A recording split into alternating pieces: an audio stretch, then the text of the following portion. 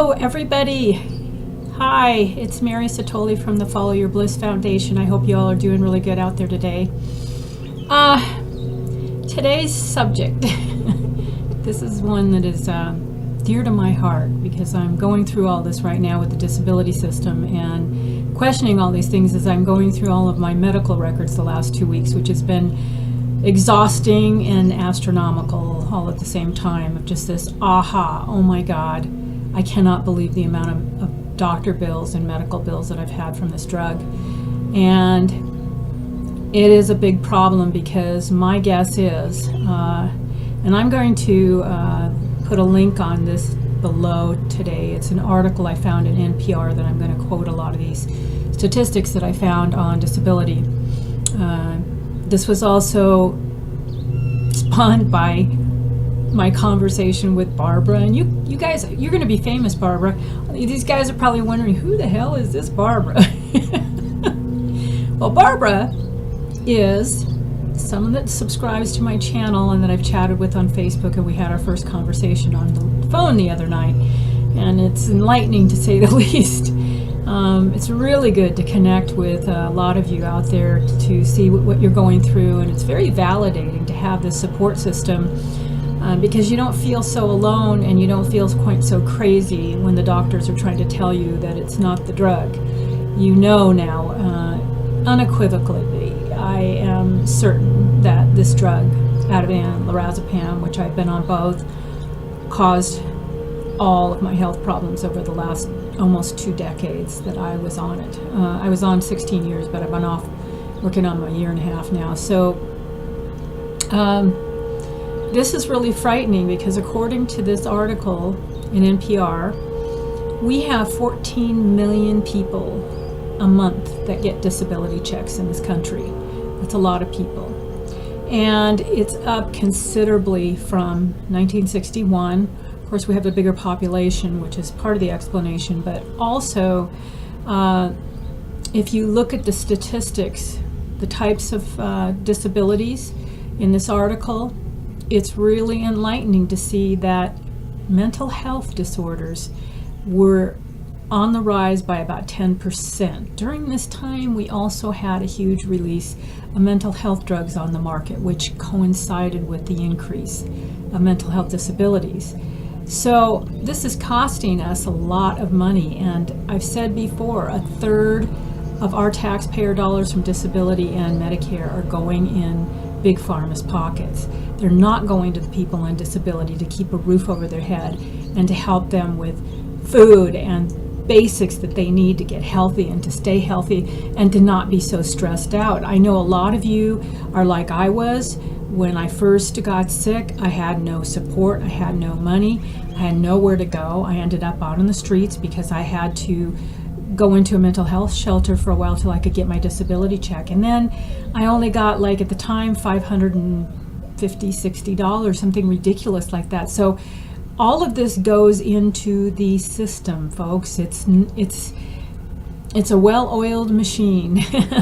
I hate to say it, but if we got to do something if we don't want big pharma and the insurance companies running our health care, because if they have any say about it, they'll have us on 2.2 drugs, and then what's going to happen is, who's going to pay this tab when we're all on mental health drugs and we can't work and we can't pay taxes to cover these programs? This is a big problem, and I don't think that I even realized how big it was until I started sorting through this case the last couple weeks and seeing how many doctors, I mean, some of it were paid by the system, some were naturopaths that came out of my pocket either through inheritance money that I received from my father or from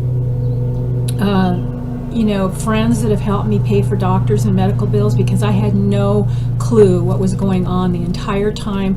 They kept throwing hormone replacement at me and telling me that it was from menopause, which I know many of you midlife women out there that are listening have probably gone through the same thing that I'm going. In fact, not probably, I know you are. I know that's what the problem is, because I ran a nonprofit for women's health, and I saw a lot of them on these drugs, and I saw a lot of them with hormone problems and other things, like I had, just weird, unexplainable things, like a friend of mine was over here the other day, and this is pretty funny, actually. I laughed pretty hard. The first thing that happened to me was I had a vaginal infection, and I was telling the attorney about this, and he says, well, yeast infections are really common with women. My wife gets them all the time. And I says, yeah, but vaginal strep infections? I said, really? This friend of mine said I'd have to be driving down the freeway with my legs spread wide open in order to catch that kind of stuff, because I'd never, ever in my life had a vaginal strep infection. Not once, not ever, until I took this drug. So you can't tell me that it doesn't downregulate your immune system, because during that time that I was on the drug, I had that. Next thing up was a double parasite infection, which I've even heard from the doctors that the low trace amounts of parasites I had in my test would not be enough to make me this sick. They also said that many people test positive for parasites and never have a single symptom. So what was my problem? I was down to like 90 some pounds. I looked like an Auschwitz victim, and I had all these infections. And I'm like thinking, I was really like healthy before, and I'm thinking, how is this even possible? And this went on for like 2-3 years. It took me to clear all these infections, and I literally had to eat practically nothing, you know, to clear up some of the candida that I had. And I mean, I was passing clumps of yeast the size of quarters, you know, vaginally, rectally. It was disgusting. I mean, I could not figure out why I was so sick, and neither could any of the doctors. And there were many. I'm estimating right now between the number of emergency room visits I had from blackouts, head injuries, back injuries, and naturopaths that I went because mainstream medicine couldn't find anything, and at least they put out an effort to try to give me something to support my system with IVs or herbs or vitamins or something that seemed like it helped, because I was able to eventually purge the infection, but it took a long time. So this brings me to another big point that I wanted to draw upon today, which is that I figured out, because I know roughly from my bills how much it is to call the EMTs to have them come out, how much an emergency room visit is roughly, okay?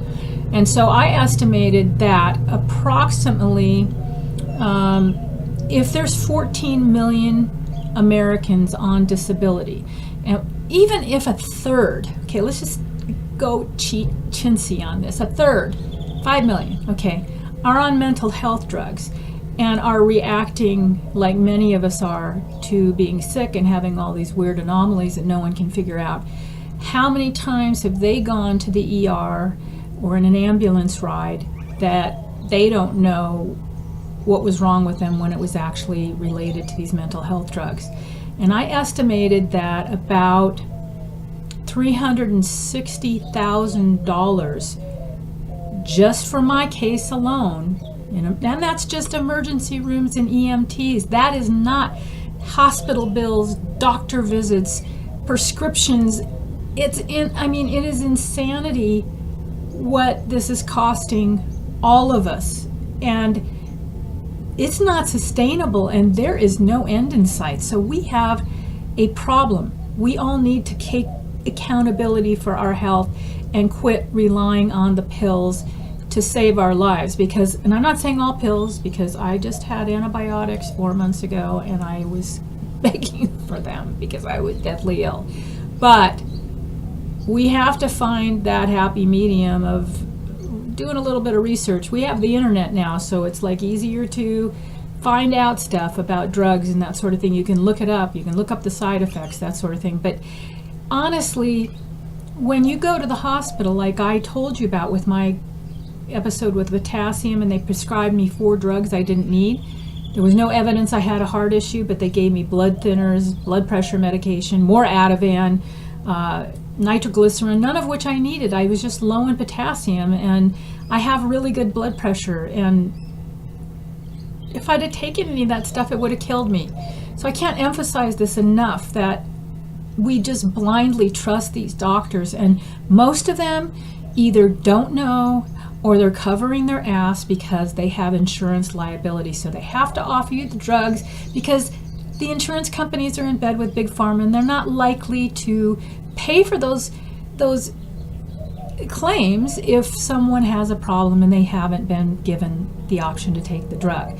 So this is where our responsibility steps in, is doing our research. So if the doctor offers you a drug, you can think about it. You don't have to take it right away. You can think about it, do your research, and decide whether you think there might be another alternative to the meds. Because as we're all finding out with these drugs, for every cause there is an equal and opposite reaction. And everything you put in your mouth changes your body chemistry. Food, vitamins, pills of any kind change your chemistry, but especially these huge pharmaceuticals that are so strong, like the benzos and the antidepressants, that change the whole terrain of your brain. And is that what you really want to do? Or do you want to be in touch with reality and be able to be present and feel things in your life again? I know I'm feeling things so differently than when I was on the drugs, and it's incredible.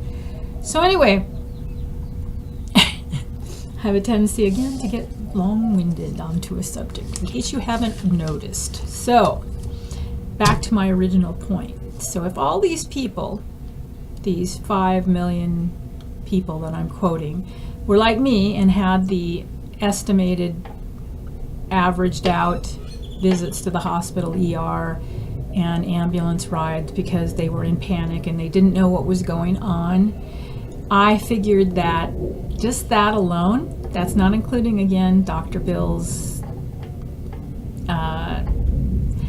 meds, hospital stays, I estimated it to be about $1,680,000,000,000 that this is costing us. And that's not the other 2/3 of the people that's on disability. That's only estimating about 1/3 of the people that are on them. And the other thing that's interesting about this article is that all ailments, pretty much heart issues, stroke,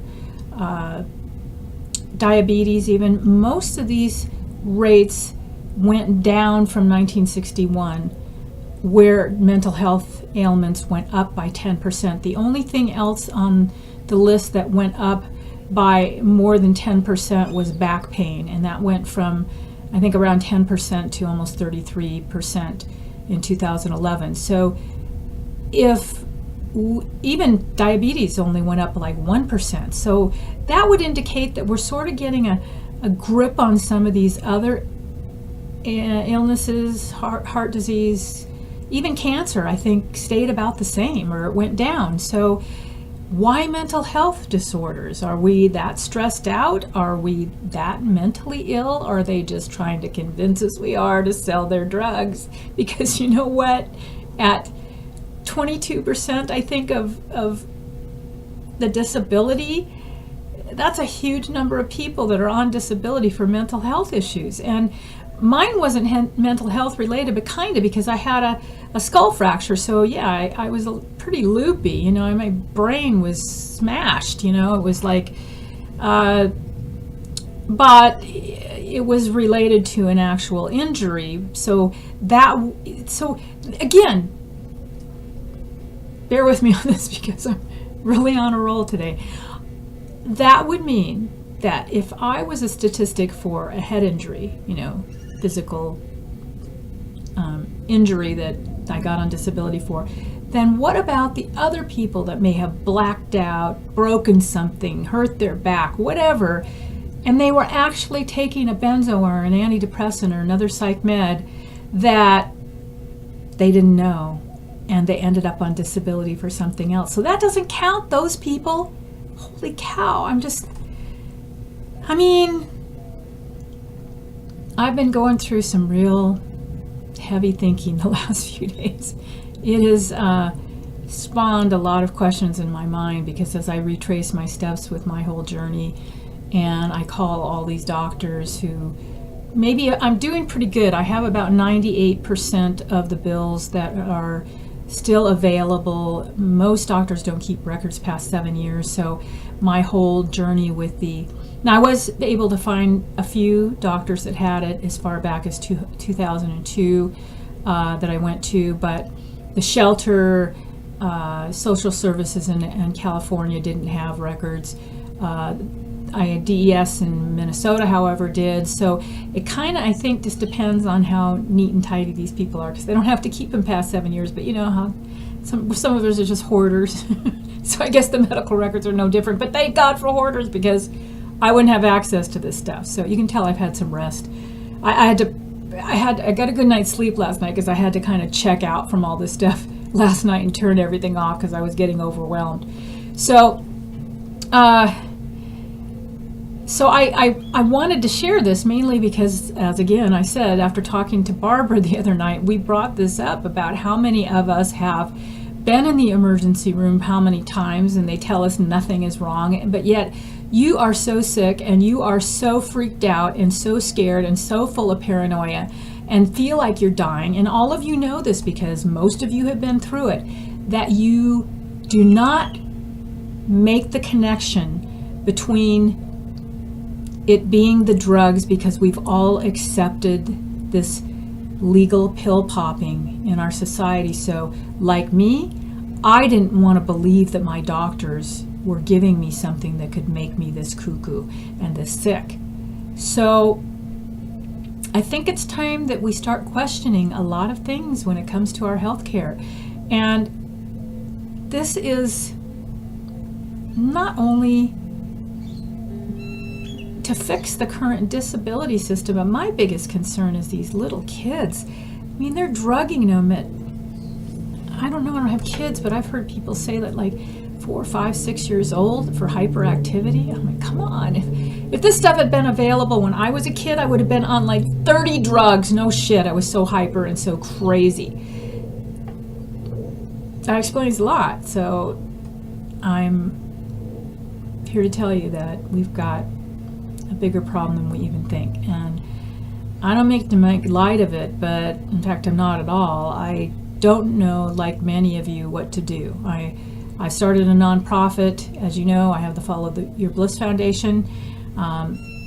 I'm writing about it with my music, and I am currently working to get the bill introduced in Arizona, the one that's in Massachusetts, although I don't know, I think that, I don't want to put any words in anyone's mouth, but I think that a lot of the politicians are taking payoffs, and you don't know which ones are. I mean, I'm not saying all of them, because I think there are, like anything else, there are good politicians, good doctors, bad politicians. There are on both sides of the fence that are trying to get information out there, but it's just like, how do we know who to trust? That's the problem. And I think particularly for those of us who have been sold a lot of these lies, that we're finding out that these medications are hurting us really badly, that we've become even more skeptics than the average person with this whole thing. I know a lot of my friends who watch all these Ask Your Doctor campaigns and stuff that haven't taken the meds are pretty much like skeptics about how it can cause all these side effects, liver damage, anybody in their right mind taking them, but they don't advertise benzos on TV, so you don't have any thing to go by. I don't think well, Lunesta was on TV, wasn't it? Yeah, Lunesta, I think I remember, because it's got that nice pillow lady with her in the moon thing. But I don't think I don't know. I mean, I don't watch TV, so maybe you guys can give me some feedback about that, because you probably have heard, if you watch TV, some of these commercials that I don't watch. In fact, my landlord sent the cable box back this week because they raised the money and I wasn't using it, neither is he. So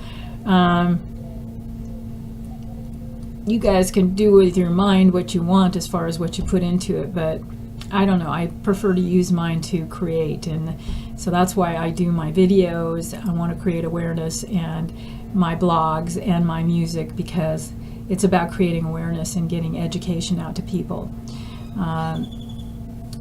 It just blew me away what I found out this week, and so that's pretty much all I have this week. If you guys have something you want me to post, I'll be glad to research it or find out what I can about information for you. And be sure to check out our links if you haven't watched my blogs or read my blogs or my YouTube videos before. They're below at our Patreon. You can get a membership and you can get access to all kinds of stuff there, music, podcasts, and videos that I've done, all kinds of stuff, and that helps support our foundation so we can keep bringing you information and helps us pay for expenses. So please help support our organization because this is a really important thing. There's a number of other organizations that have surfaced all over the internet, and I'm starting to connect with them. I have a meeting with a couple people next week that are with another foundation that deals with mental health and support groups and things like that, because I think that just from what I know, people that I'm talking to every month, every week that are coming off meds or have been off meds, they're either on disability because of the meds, coming off the meds, or they're coming off the meds and they should be on disability because they can't function and they have no idea how they're going to put a roof over their head. And these assholes that are making the trillions, they don't care. They don't care if you're lying cold dead in a gutter. They don't care. Their pocketbooks are lined. They fall asleep fat and happy with their family.